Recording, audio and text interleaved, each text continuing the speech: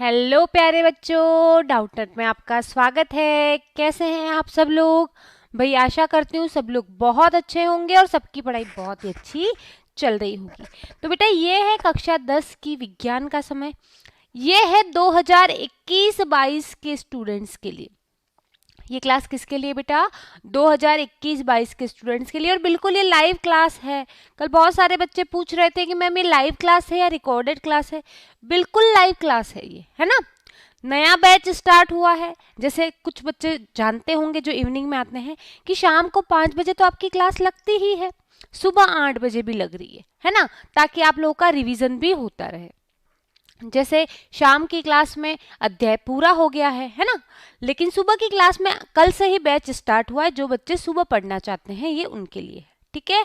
तो अध्याय कौन सा है? रासायनिक अभिक्रिया एवं समीकरण। और मैं आपको पढ़ाने वाली हूँ केमिस्ट्री। जैसा कि मैं आपको बता चुकी हूँ, जैसे जैसे बड़ी क्लास में जाते हैं विज्ञान 3 भागों में बढ़ जाती है: भौतिक विज्ञान, रसायन विज्ञान और जीव विज्ञान। तो रसायन विज्ञान वाला भाग मैं आपको पढ़ाऊंगी, यानी केमिस्ट्री वाला। हमारी एनसीईआरटी में अध्याय नंबर 1 से लेकर 5 तक आपके केमिस्ट्री के अध्याय हैं। उसमें अध्याय नंबर 1 जिसका नाम है रासायनिक अभिक्रिया एवं समीकरण, वो अध्याय मैं आपको पढ़ाने वाली हूँ। ये है इसका लेक्चर नंबर 2। कल हम लेक्चर नंबर 1 कर चुके हैं जिसमें हमने भौतिक एवं रासायनिक परिवर्तन के बारे में पढ़ा था। अभिक्रिया को कैसे पहचानते हैं कि हाँ यहाँ पर रासायनिक अभिक्रिया हो रही है, रासायनिक परिवर्तन हो रहा है, उसकी कुछ कंडीशंस भी पढ़ी थी। आगे बढ़ने से पहले आपके लिए एक सूचना है कि डाउटनेट पर कक्षा 10 हिंदी माध्यम का वीआईपी कोर्स स्टार्ट हो रहा है ना। अब ये इस कोर्स में जो क्लासेस होंगी वो रिकॉर्डेड होंगी, लेकिन उसी टाइम आपके टीचर्स आपके डाउट सॉल्व करेंगे जब आपकी क्लास लाइव आएगी। जब भी आपकी क्लास लाइव आएगी आपके टीचर्स उसी टाइम आपके डाउट सॉल्व करेंगे, जिससे आपका जो भी डाउट होगा क्लियर होगा। ये कोर्स क्यों बेस्ट है? तो इंडिया के टॉप टीचर्स जिनको वर्षों का अनुभव है वो पढ़ा रहे हैं आपको। बेस्ट रिजल्ट्स हैं यहाँ के, और डाउट का बिल्कुल सफाया हो जाता है। अपने टॉप के टीचर्स से मिलिए भाई, है ना। भौतिक विज्ञान, रसायन विज्ञान, जीव विज्ञान, सामाजिक विज्ञान, गणित और अंग्रेजी, ये सारे सब्जेक्ट्स हैं। मिल लीजिए उनके टीचर से, है ना। चलिए, अगर पिछले कोर्स के बेस्ट रिजल्ट्स की बात करें तो 91.2% एक बच्चा लेके आया है, नीलेश यादव, क्लास 10th में। और एक शानो कुमार नाम का बच्चा है, वो 91% लेके आया है। और 100 से भी अधिक बच्चे ऐसे थे जिन्हें 85% से अधिक अंक प्राप्त हुए हैं। डाउट का सफाया कैसे होगा? तो चाहे आपका होमवर्क हो, नोट्स हो, टेस्ट हो, हर सवाल का वीडियो सॉल्यूशन अवेलेबल है डाउटनेट की ऐप पर। करना क्या है भाई? आपको फोटो खींचना है आपके जो भी डाउट है उसका, और जैसे ही फोटो खींचा आपने डाउटनेट की ऐप पर, आपको उसका सॉल्यूशन मिल जाएगा। क्लासेस चाहे क्लास के टाइम पर देखें या बाद में, होगा हर डाउट का सफाया। क्लियर है? चलिए, अगर इस कोर्स की फीस की बात करें तो 3,000 रुपया फीस है इस कोर्स की, जिसमें आपको विज्ञान, गणित, अंग्रेजी और सामाजिक विज्ञान 4 सब्जेक्ट पढ़ाए जाएंगे। तो क्या बच्चे लोग आप कक्षा 10 का वीआईपी कोर्स ज्वाइन करने में इंटरेस्टेड हैं? अभी आपकी स्क्रीन पर एक पोल आएगा, उसके माध्यम से जवाब दे दीजिए।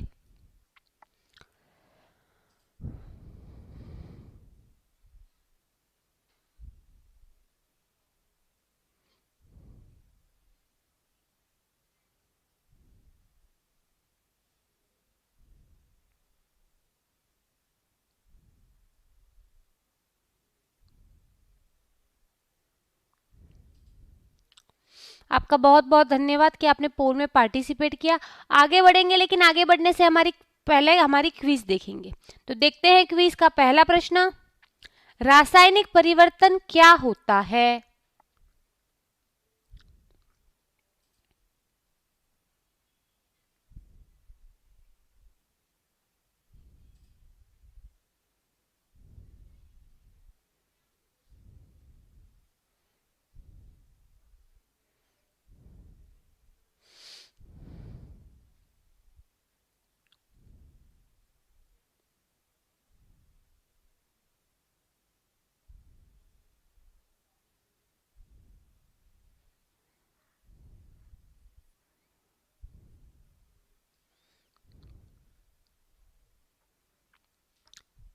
अगला प्रश्न देखते हैं, दूध का दही बनना क्या है?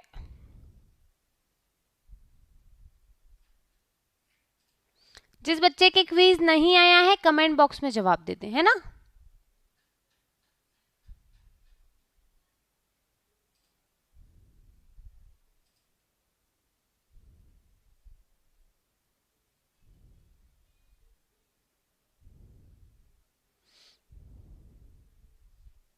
चलिए, समय समाप्त, क्विज समाप्त, दोनों प्रश्नों के उत्तर देखेंगे फिर आगे बढ़ेंगे। तो रासायनिक परिवर्तन क्या होता है कि अपनी जो प्रारंभिक अवस्था है उसको खो देता है। भाई दूध था, दूध से दही बना, पहले उसकी प्रारंभिक अवस्था क्या थी? वो दूध था, लेकिन अब वो दूध वाली अवस्था को खो चुका है, अब दही बन चुका है। तो अपनी प्रारंभिक अवस्था को खो देना, है ना, सॉरी, खो देना। दूध का दही बनना रासायनिक परिवर्तन। जल्दी से कमेंट बॉक्स में लिख के बताओ आपके कितने प्रश्न सही हैं। चलिए, आज हम क्या पढ़ने वाले हैं? तो आज हम पढ़ेंगे रासायनिक समीकरण क्या होता है ना, रासायनिक समीकरण क्या होता है। दूसरा हम पढ़ेंगे रासायनिक समीकरण लिखने के नियम, रासायनिक समीकरण लिखने के नियम। चलिए, तो बिना किसी देरी के स्टार्ट करते हैं। तो कल हम ये पढ़ चुके हैं कि जब भी कोई रासायनिक परिवर्तन होगा तो हम उसे बोलेंगे कि रासायनिक अभिक्रिया हो रही है, वहां पर केमिकल रिएक्शन हो रही है वहां पर। अब ये जो केमिकल रिएक्शन है, जैसे मैंने बोला कि मैग्नीशियम को ऑक्सीजन के साथ जलाने पर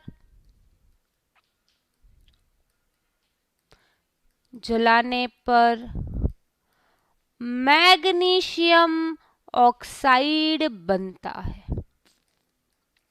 अभी कितना लंबा लिखना पड़ रहा है, कितना लंबा लिखना पड़ रहा है, मेरे हाथ भी दर्द करने लग गए, है ना।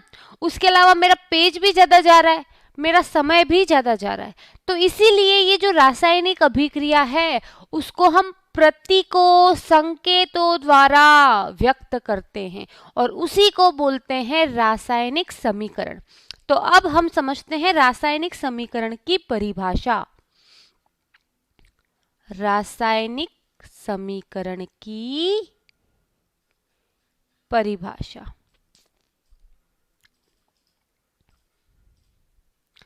तो क्या है परिभाषा? किसी भी रासायनिक अभिक्रिया को प्रतीकों, संकेतों द्वारा व्यक्त करना, या किसी भी रासायनिक अभिक्रिया का संकेतात्मक निरूपण क्या है? रासायनिक समीकरण है। तो क्या लिखेंगे? किसी रासायनिक अभिक्रिया का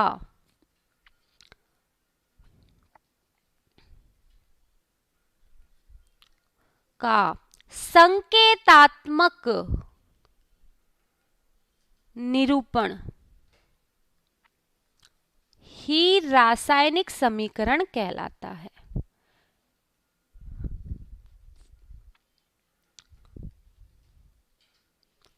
ठीक है, अब हमने क्या बोला? मैग्नीशियम ऑक्सीजन के साथ जलाने पर मैग्नीशियम ऑक्साइड बनता है। तो संकेतों के रूप में लिख दे, जैसे मैग्नीशियम का संकेत प्रतीक क्या है? Mg। ऑक्सीजन का प्रतीक क्या है? O2, है ना। और मैग्नीशियम ऑक्साइड बन रहा है, उसका प्रतीक क्या है? MgO। तो किसी भी रासायनिक अभिक्रिया का संकेतात्मक निरूपण क्या कहलाता है? रासायनिक समीकरण कहलाता है। उदाहरण रहा ये, है ना, ये रहा आपका उदाहरण। तो किसी भी रासायनिक अभिक्रियाओं को जब हम संकेतों के रूप में अगर व्यक्त करेंगे तो वो क्या कहलाएगा? रासायनिक समीकरण कहलाएगा। जल्दी से आंख बंद करके एक बार ये परिभाषा मन में बोलो, जल्दी से, यही परिभाषा याद हो जानी चाहिए रासायनिक समीकरण की। परीक्षा में डायरेक्ट प्रश्न आता है, रासायनिक समीकरण किसे कहते हैं? एक उदाहरण द्वारा समझाइए। जल्दी से कमेंट बॉक्स में लिख के बताओ परिभाषा याद हो गई।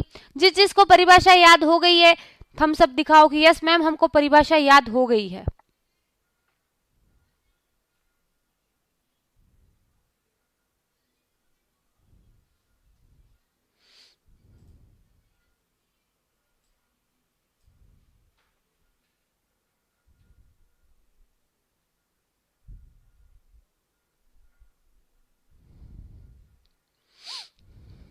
चलिए, आई होप आपको याद हो गई होगी।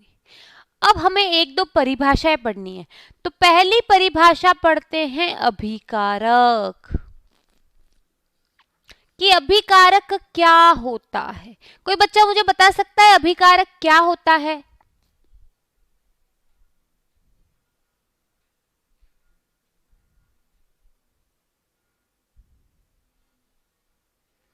चलिए अभिकारक की बात करते हैं, ठीक है।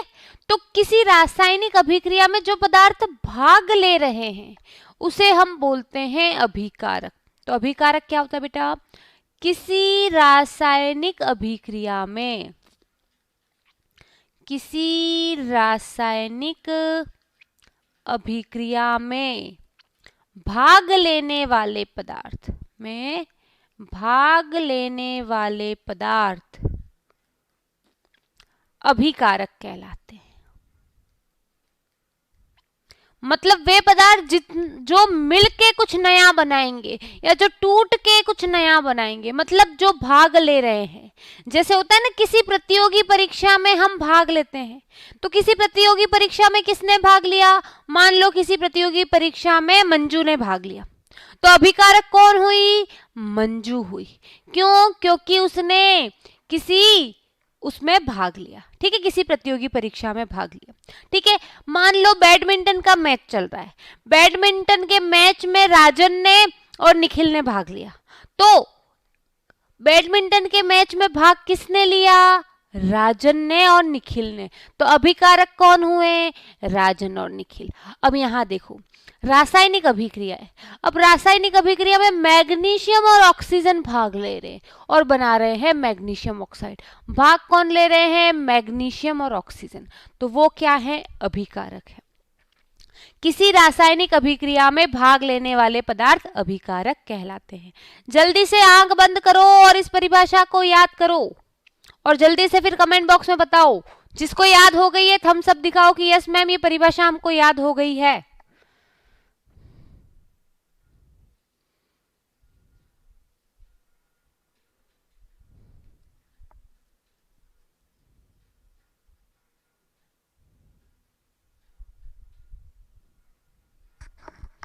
चलिए, जैसे अगर हम उदाहरण देखें तो अगर मैंने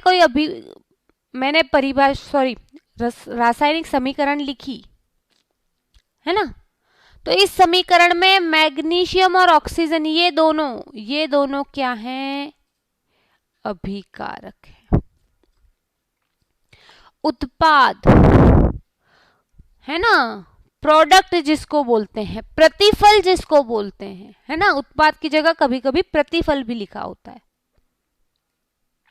ठीक है, तो कोई भी केमिकल रिएक्शन हो, कोई भी रासायनिक अभिक्रिया हो, उसके फलस्वरूप जो बना है वो क्या है? उत्पाद। क्या लिखोगे भाई? रासायनिक अभिक्रिया के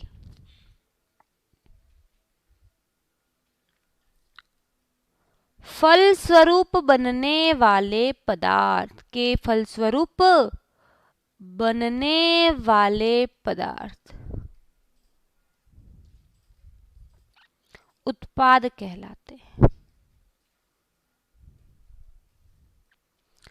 ठीक है, चलो, तो इस समीकरण में उत्पाद कौन है? जल्दी से कमेंट बॉक्स में मुझे लिख के बताओ कि ये जो समीकरण हमने सामने लिखी है उसमें उत्पाद कौन है?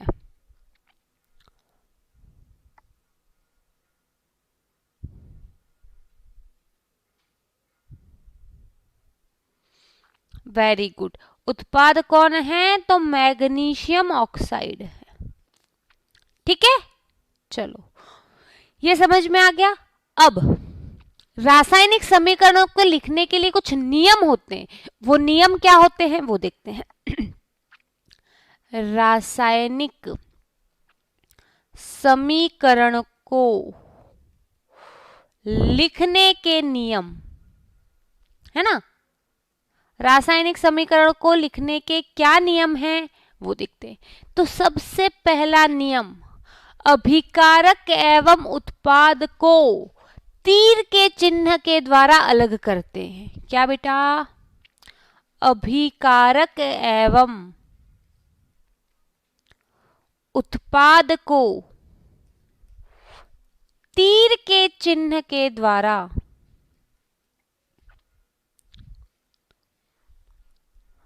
अलग करते हैं।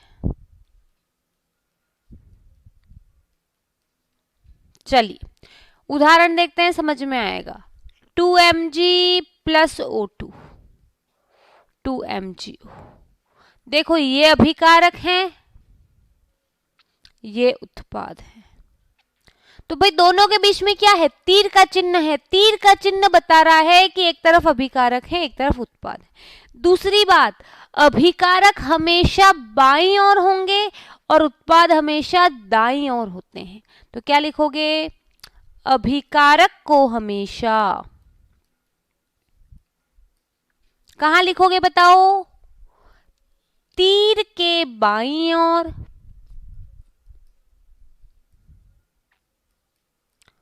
तथा उत्पाद को तीर के दाईं ओर लिखते हैं।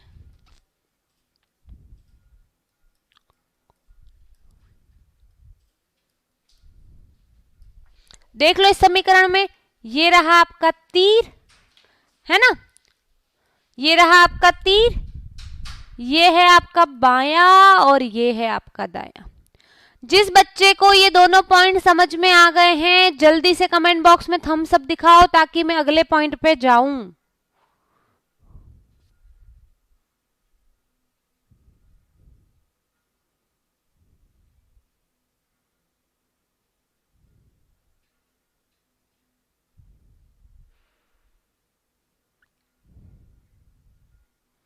चलिए अगली नियम, तीसरा नियम, जब भी कोई रासायनिक अभिक्रिया होगी उसमें एक से अधिक अभिकारक है या एक से अधिक उत्पाद है तो उनके मध्य प्लस का चिन्ह लगाएंगे। एक से अधिक अभिकारक अथवा उत्पाद होने पर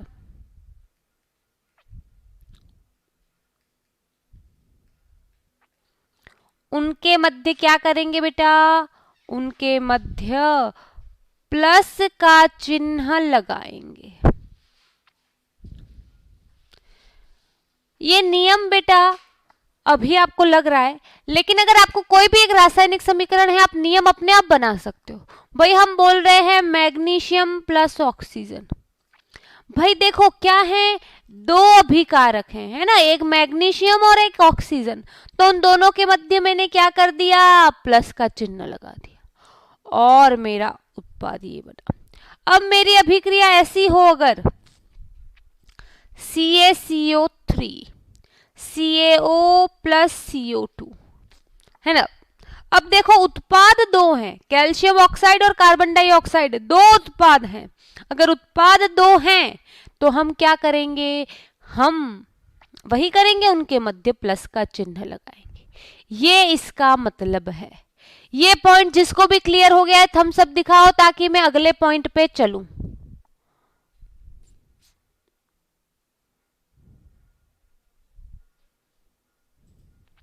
चलिए अगली बात करते हैं। अगली बात, कोई भी रासायनिक अभिक्रिया कभी कभी किसी किसी कंडीशन में होती है, तो रासायनिक अभिक्रिया किस कंडीशन में हो रही है वो हम तीर के चिन्ह के ऊपर लिखते हैं।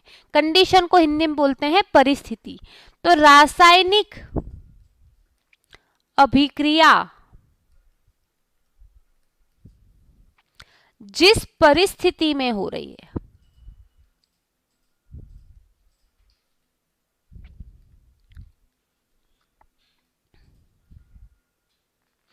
उसे कहां लिखते हैं, तीर के निशान के ऊपर भी लिख सकते हो, तीर के निशान के नीचे भी लिख सकते हो। उसे तीर के ऊपर या नीचे लिखते हैं।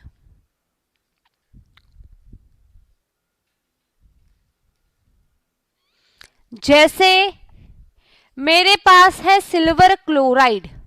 अभी क्या होता है बेटा, सिल्वर क्लोराइड सूर्य के प्रकाश की उपस्थिति में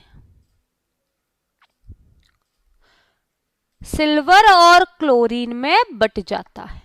अब यहाँ कंडीशन, सिल्वर क्लोराइड को ऐसे ही रख दोगे बंद डब्बे में, वो सिल्वर और क्लोरीन में नहीं टूटेगा, लेकिन जैसे ही उसके पास सूर्य का प्रकाश गया तब वो सिल्वर और क्लोरीन में टूट जाएगा। कंडीशन यहाँ पे क्या है, क्या परिस्थिति है, सूर्य का प्रकाश। मैंने कहा लिखा, तीर के ऊपर। कैल्शियम कार्बोनेट, इसको मैंने क्या दी, उष्मा दी। परिस्थिति क्या है, उष्मा देने पर ये कैल्शियम ऑक्साइड और कार्बन डाइऑक्साइड में बट गया। तो ये क्या है आपकी परिस्थिति। कभी कभी तीर के ऊपर लिखा हुआ आता है एटीएम, है ना। एटीएम का मतलब होता है एटमॉस्फेयर, हमारे वातावरण का जो भी दाब है, दाब की बात कर रहा है ना। या किसी ताप पे होती है, मान लो कोई अभिक्रिया 150 डिग्री सेंटीग्रेड पे होती है, तो तीर के ऊपर आ रहा है 150 डिग्री सेंटीग्रेड। इसका मतलब है कि इस अभिक्रिया को संपन्न कराने के लिए 150 डिग्री सेंटीग्रेड का ताप चाहिए। ठीक है, जैसे मैं बात करूं, एक अभिक्रिया लिखती हूं मैं, हम दूसरे अध्याय में पढ़ने वाले हैं उस अभिक्रिया को, है ना। हम बहुत सारी अभिक्रिया पढ़ने वाले हैं, टेंशन मत लो। जैसे मैंने लिखा, ठीक है, अब जैसे ही यहां मैं 100 डिग्री ताप पर, इसको बोलते हैं जिप्सम, इसको 100 डिग्री ताप पर जब गर्म करती हूं तब इसमें से जल का अणु निकल जाता है कुछ, और प्लास्टर ऑफ पेरिस का निर्माण होता है। सेकंड चैप्टर में पढ़ेंगे, अभी याद करने की कोई जरूरत नहीं, सेकंड चैप्टर में मैं याद कराऊंगी। अब यहाँ पर्टिकुलर कंडीशन क्या है, 100 डिग्री सेंटीग्रेड मैंने लिखा तीर के निशान के ऊपर। हो सकता है किसी पर्टिकुलर दाब पे हो, 1 एटमॉस्फेयर 2 एटमॉस्फेयर, हो सकता है गर्म करने पे हो सकता है ठंडा करने पर हो सकता है किसी उत्प्रेरक की उपस्थिति में हो। उत्प्रेरक का मतलब होता है जो अभिक्रिया के वेग को या तो बढ़ा देते हैं या धीमा करते हैं, है ना, जिनको हम अंग्रेजी में बोलते हैं कैटालिस्ट। क्या करते हैं, या तो अभिक्रिया के वेग को बढ़ा देते हैं या धीमा करते हैं। तो अगर मान लो कोई अभिक्रिया किसी उत्प्रेरक की उपस्थिति में हो रही है, तो वो उत्प्रेरक भी हमें लिखना पड़ेगा इस तीर के निशान के ऊपर। एक उदाहरण और देती हूं, है ना, जैसे ये एक अभिक्रिया है, मैम इसमें आर क्या है, ये क्या लिखा है, कुछ समझ में नहीं आ रहा, सिर्फ समझा रही हूं, इसको याद भी नहीं करना। अभी चौथे चैप्टर में हम डिटेल में पढ़ने वाले हैं सारी अभिक्रिया। ये अभिक्रिया होती है निकल या प्लेटिनम उत्प्रेरक की उपस्थिति में। तो वो निकल और प्लेटिनम उत्प्रेरक जो है मुझे यहाँ तीर के ऊपर लिखने पड़ेंगे। अगर मैंने ये नहीं लिखे तो मेरी समीकरण गलत हो जाएगी। ठीक है, जहां पे याद करवाने पड़ेंगे उत्प्रेरक, बिल्कुल मैं आपको याद करवाऊंगी, जहां जो करना पड़ेगा वो मैं आपको करवाऊंगी। तो अभी परेशान नहीं होना कि मैं क्या लिखा है, हमें तो कुछ भी समझ में नहीं आ रहा। बिल्कुल, मैं सिर्फ आपको ये बताना चाह रही हूँ कि जो भी कंडीशन हो, दाब, ताप, उत्प्रेरक, गर्म करना, ठंडा करना, है ना, जो भी कंडीशन होगी इस तीर के निशान के ऊपर हम रखेंगे। यहां तक की बात जिस जिस बच्चे को समझ में आई है कमेंट बॉक्स में थम्स अप दिखा दो कि यस मैम एकदम हमको समझ में आ गई है।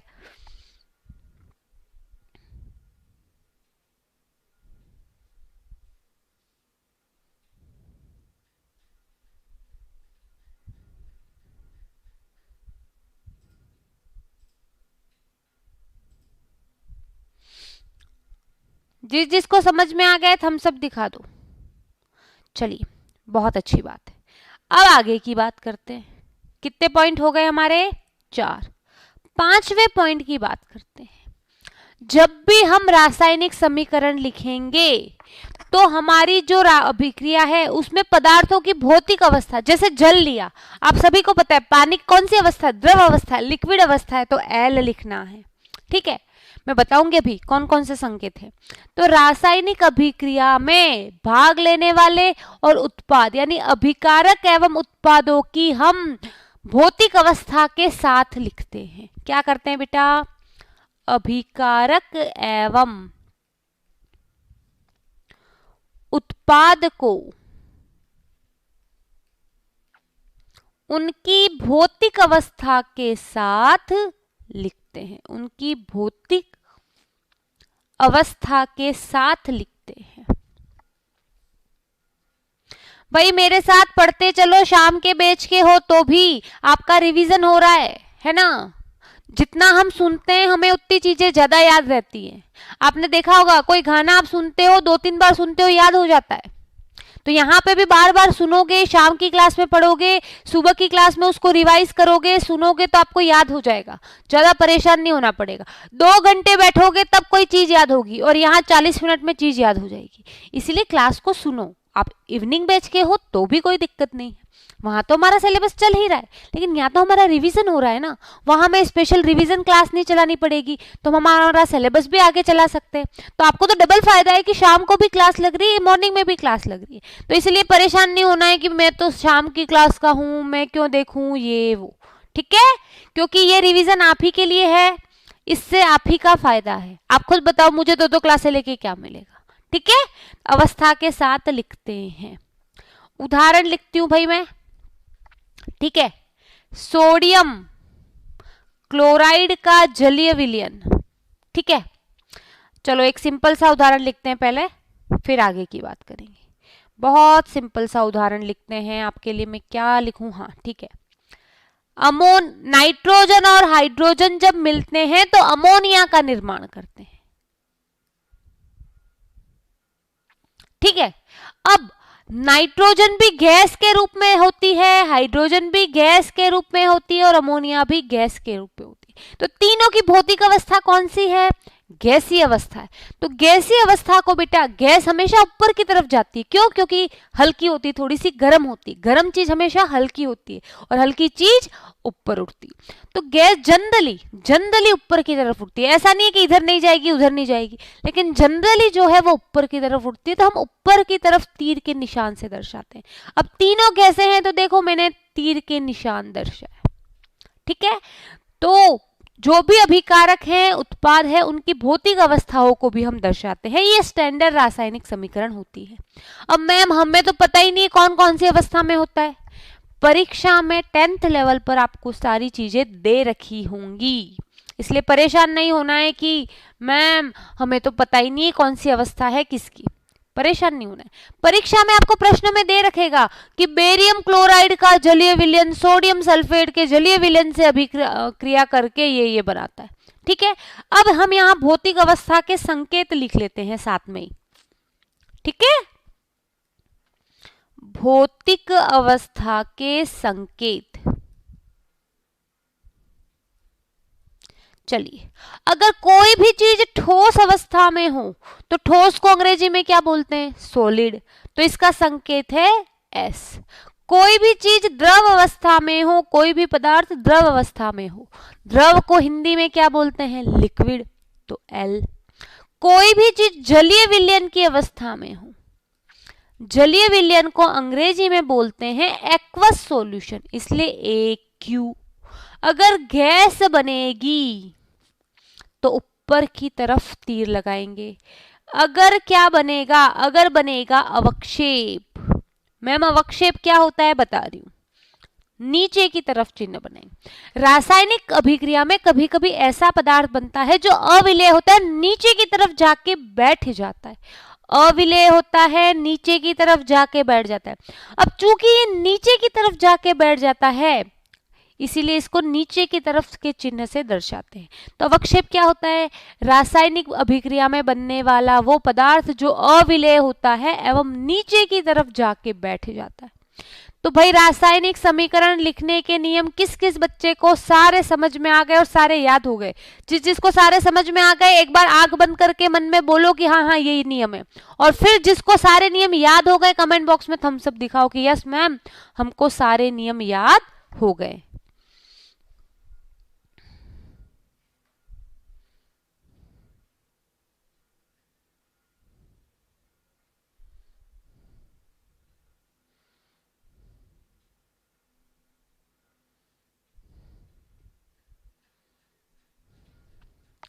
चलिए, बहुत अच्छी बात है। ठीक है, अब आगे की बात करते हैं। अब बात करते हैं मेरे बच्चे संतुलित रासायनिक समीकरण की।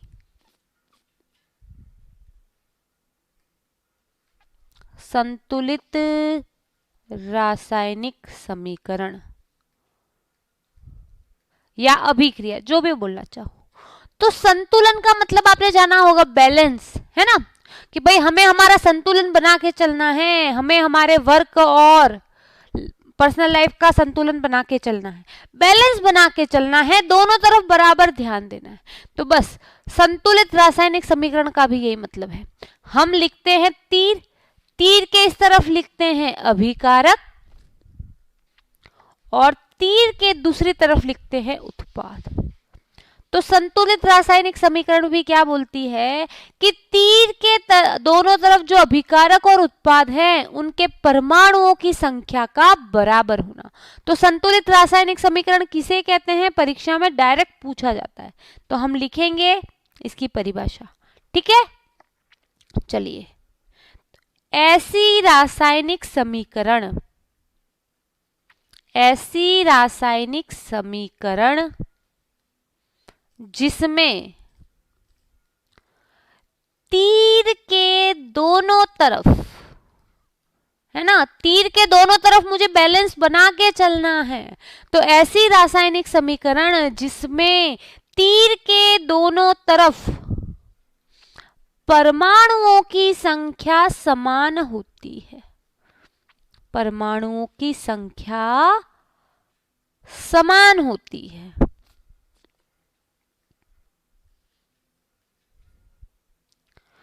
वह संतुलित रासायनिक समीकरण कहलाती है, संतुलित रासायनिक समीकरण कहलाती है।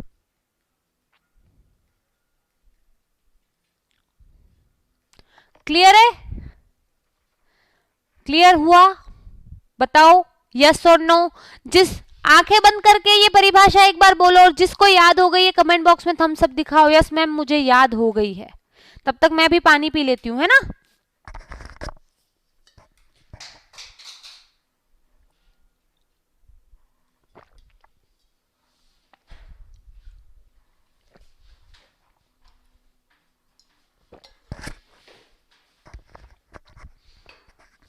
याद हो गई सबको, चलो वेरी गुड। अब प्रश्न आता है परीक्षा में कि भाई जैसे एक बार तो उदाहरण देख लो, उदाहरण देख लो, ठीक है, 2mg प्लस O2, 2mg, चलो, है ना। अब हम देखते हैं अभिकारक में, मैंने क्या बोला, तीर के दोनों तरफ परमाणुओं की संख्या समान होनी चाहिए, तीर के दोनों तरफ परमाणुओं की संख्या समान होनी चाहिए। ठीक है, चलो देखते हैं, जैसे तीर के बाईं तरफ और दाईं तरफ, यानी अभिकारक एवं उत्पाद की बात कर सकते हैं। तो देखो अभिकारक में मैग्नीशियम कितने हैं, 2 मैग्नीशियम है, कितने हैं, मैग्नीशियम की बात करें तो 2 हैं। उत्पाद में मैग्नीशियम कितने हैं, 2 मैग्नीशियम, उत्पाद में भी कितने हैं, 2 हैं। अभिकारक में ऑक्सीजन कितने हैं, O2, 2 ऑक्सीजन है। अभिकारक में ऑक्सीजन कितने हैं, 2 हैं। उत्पाद में ऑक्सीजन कितने हैं, 2 हैं। इसका मतलब दोनों तरफ परमाणुओं की संख्या समान है, तो ये क्या है, ये मेरी संतुलित रासायनिक समीकरण है। चलो अब मैं आपको कुछ उदाहरण दे रही हूं, आपको बताना है कि समीकरण संतुलित है या नहीं है। ठीक है, चलो पहला,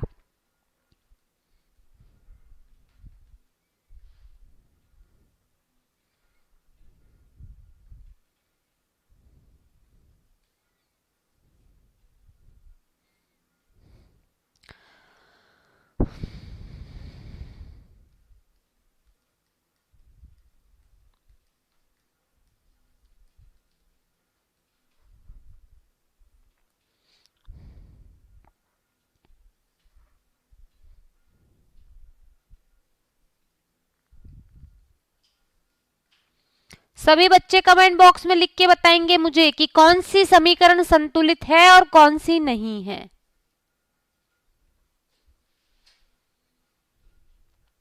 सभी बच्चे मुझे लिख के बताएंगे कि भाई कौन सी समीकरण संतुलित है और कौन सी नहीं है। सभी बच्चों के जवाब आने चाहिए भाई कमेंट बॉक्स में।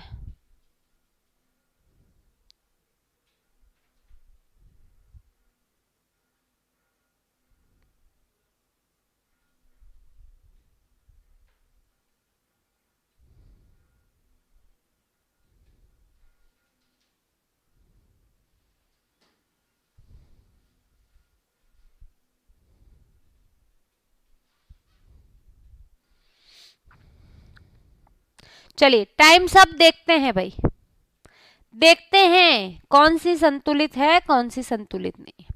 चलिए पहली समीकरण की बात करते हैं। अभिकारक में 2 नाइट्रोजन है, उत्पाद में सिर्फ और सिर्फ 1 नाइट्रोजन है, संतुलित नहीं है। दूसरी समीकरण देखते हैं। अभिकारक में 2 इंटू 2 4 हाइड्रोजन है, उत्पाद में 2 इंटू 2 4 हाइड्रोजन है, मतलब हाइड्रोजन संतुलित है। अभिकारक में 2 ऑक्सीजन है, उत्पाद में भी 2 ऑक्सीजन है, यानी ऑक्सीजन भी संतुलित है, मतलब ये पूरी अभिक्रिया संतुलित है। दूसरी देखते हैं। अभिकारक में 2 सोडियम है, उत्पाद में अकेला सोडियम है, इसका मतलब संतुलित नहीं है। चौथी देखते हैं। अभिकारक में 1 Ag है, उत्पाद में 1 Ag है। अभिकारक में 1 NO3 है, उत्पाद में 1 NO3।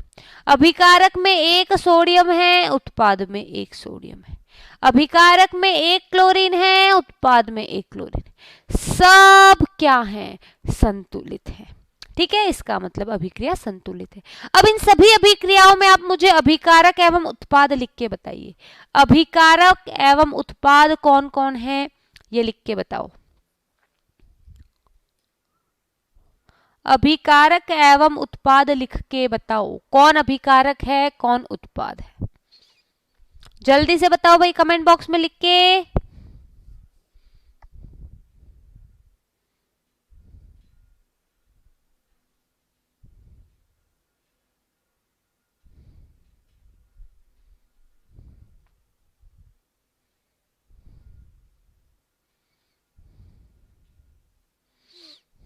जल्दी से बताओ बेटा, कौन अभिकारक है कौन उत्पाद है।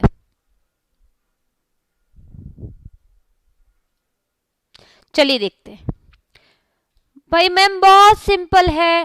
तीर के जो बाईं तरफ है वो अभिकारक है, दाईं तरफ उत्पाद है।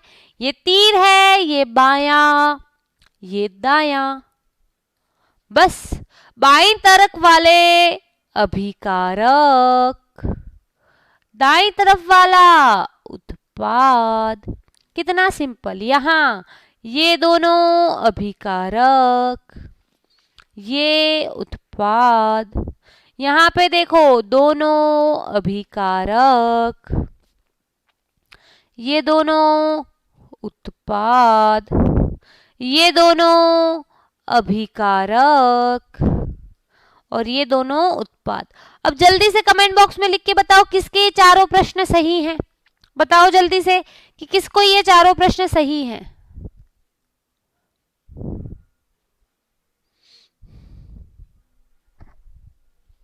चलिए वेरी गुड, आई होप बहुत सारे बच्चों के सही होंगे। अब बात करते हैं कि संतुलन की आवश्यकता क्यों होती है ना। संतुलन की आवश्यकता क्यों, कोई बच्चा मुझे बता सकता है? संतुलन की आवश्यकता क्यों? मैम एक मेथड ही हम पढ़ते हैं, बहुत डीप में मेथड पढ़ते हैं, परेशान होते हैं, है ना, कि अभिक्रिया को संतुलित करना है, संतुलित करना है। कभी कभी तो हमसे संतुलन भी नहीं हो पाता। अभी संतुलन की हेडक आई कहां से? तो एक वैज्ञानिक थे जिनका नाम था लेवोजियर। उन्होंने उनकी जिंदगी में पाप किए। क्या पाप किए? कि हमारे लिए एक नियम छोड़ गए, द्रव्यमान संरक्षण का नियम। और उस द्रव्यमान संरक्षण के नियम को पालन करने के लिए संतुलन की आवश्यकता होती है। तो द्रव्यमान संरक्षण का नियम ये बोलता है कि कोई भी रासायनिक अभिक्रिया हो उसमें द्रव्यमान न तो सृजित किया जा सकता है और ना ही नष्ट किया जा सकता है। इसका मतलब अगर आप आलू की सब्जी बनाओगे तो आपको आलू की ही सब्जी मिलेगी, गोभी की नहीं मिल जाएगी, क्योंकि द्रव्यमान आलू का है तो आलू का ही रहेगा। 5 किलो आलू की सब्जी बनाई है तो 5 किलो ही आलू की सब्जी मिलेगी। ऐसा थोड़ी ना होगा कि हमने तो 5 किलो आलू की सब्जी बनाई थी, हमारे पास सिर्फ 1 ही किलो आलू की सब्जी है, द्रव्यमान नष्ट नहीं हुआ। ऐसा भी नहीं होता कि हम तो 5 किलो आलू की सब्जी बना रहे हैं और हमें मिल रही है 10 किलो आलू की सब्जी, उत्पन्न भी नहीं हो सकता। तो संतुलन की आवश्यकता क्यों?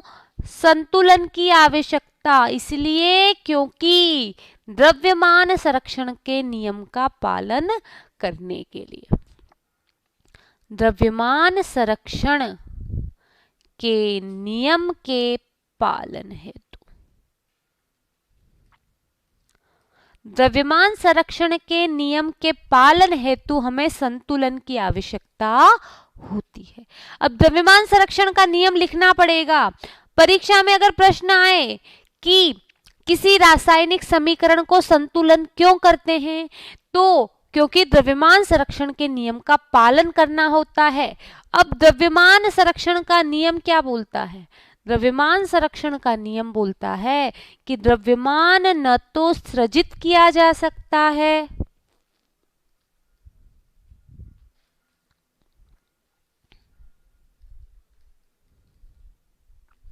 है ना, मतलब हम द्रव्यमान को कहीं से भी सृजित का मतलब बनाना, हम द्रव्यमान नया नहीं बना सकते। मैंने 5 किलो आलू लिए हैं तो मैं 10 किलो आलू की सब्जी एक्सपेक्ट नहीं कर सकती क्योंकि मैंने 5 किलो ही आलू लिए।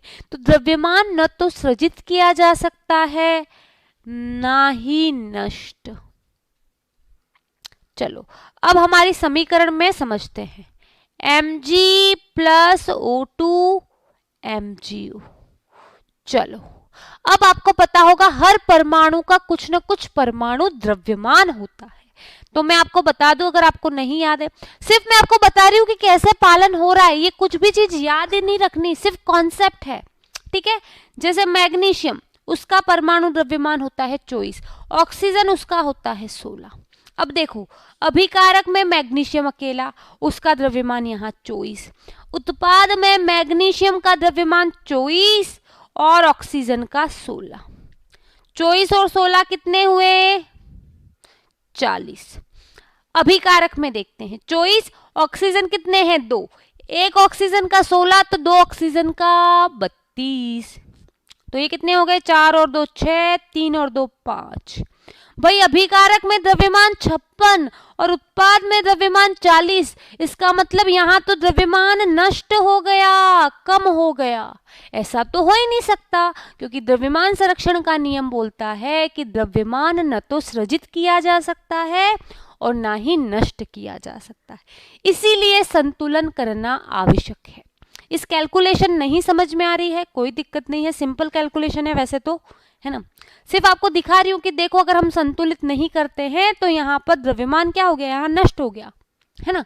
तो किसी भी रासायनिक अभिक्रिया में न तो द्रव्यमान सृजित हो सकता है ना नष्ट हो सकता है, इसीलिए हमें संतुलन करना ही करना है। तो कल की क्लास में बेटा हम क्या पढ़ने वाले हैं? कल की क्लास में हम पढ़ने वाले हैं कि किसी भी रासायनिक अभिक्रिया को कैसे संतुलित किया जा सकता है, ठीक है। और उसमें बहुत सारी प्रैक्टिस करने वाले हैं, ठीक है। लेकिन जाने से पहले हमारी एक क्विज बच रही है, उसको देख लेते हैं। देखते हैं क्विज का पहला प्रश्न। निम्न में से कौन सा रासायनिक अभिक्रिया होने का संकेत है? कल की क्लास में पढ़ाया था, बताओ जल्दी से।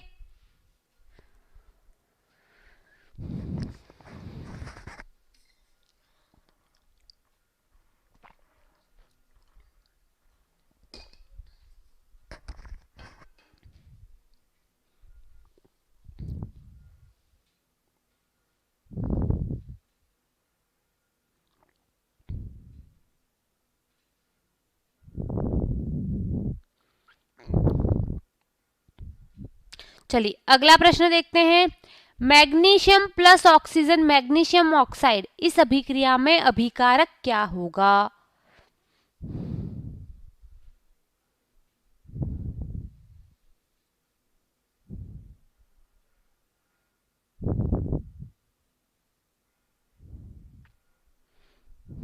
जल्दी कीजिए बच्चों।